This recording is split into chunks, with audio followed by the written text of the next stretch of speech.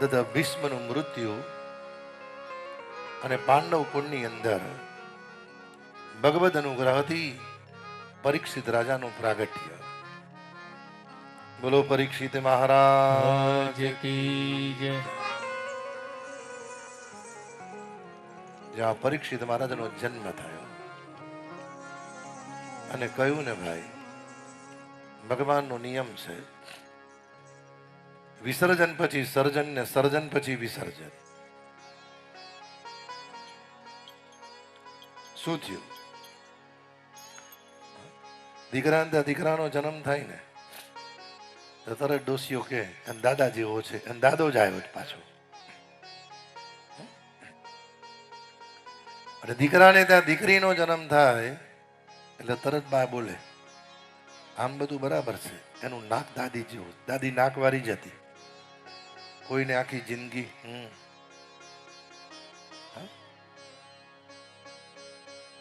બ્રાહ્મણો પધાર્યા.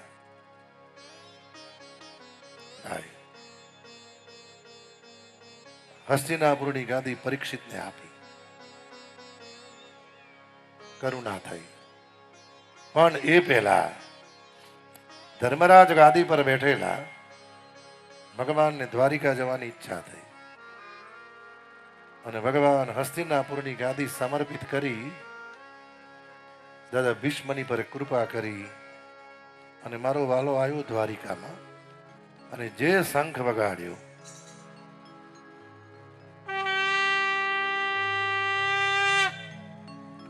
અષ્ટે પટાણીઓ ભગવાનના દર્શન કરવા આવ્યા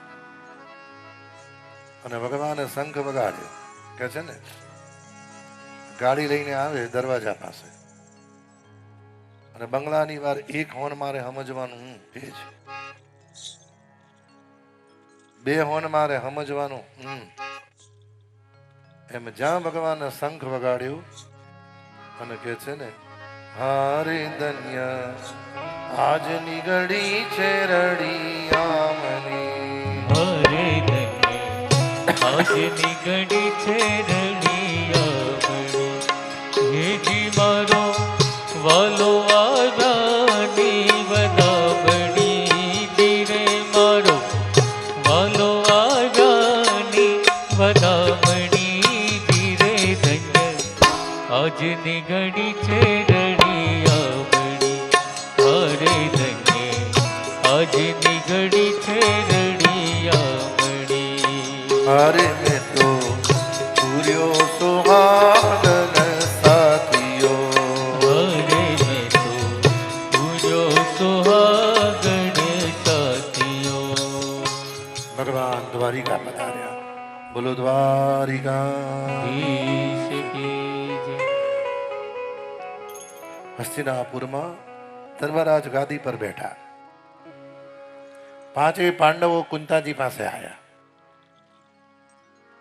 અને ભીમે કહ્યું, કુંતાજી માં, ભગવદ અનુગ્રહથી હસ્તિનાપુરની ગાદી મળી. હવે ધૃતરાષ્ટ્ર અને ગાંધારીનું કરીએ શું? આપણી સાથે કર્યું એવું કરવું છે? અને ત્યાં તો કુંતાજી આંખ લાલ કરી દીધી. આંખ લાલ કરીને કહ્યું, પાંચે દીકરાઓ અને પુત્રવધુ દ્રૌપદી બેસો અહીં અને કાન ખોલીને સાંભળી લો. ધૃતરાષ્ટ્ર ને ગાંધારી મરતા સુધી આપણી સાથે આપણા મેલમાં જ રહેશે અને પાંચે દીકરાઓ એ વારા પરથી સેવા કરવા જવાનું છે. નોકર ચાકર થાળી આપવા જશે નહીં. આ કુંતાજી.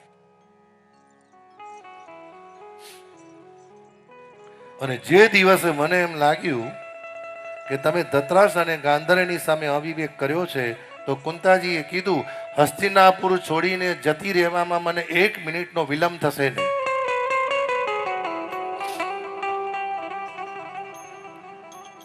બને ભાઈ કહ્યું ને, અમુક વ્યક્તિને તમે જુઓ, જીવનમાં ગમે તેવું દુઃખ અને ગમે એવી તકલીફ પડે ને, પણ સ્વપ્નની અંદર પણ પરિવારનું અહિત ના કરે છે.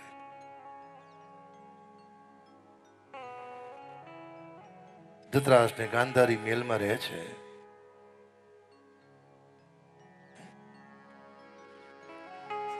અને વાળા પરથી તાળી આપવા જાય.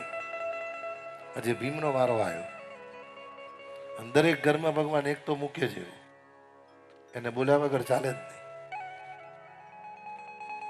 અને ઘરના લોકો કે પ્રસંગ છે બોલીશ નહીં, તમે બંધ રહેજો.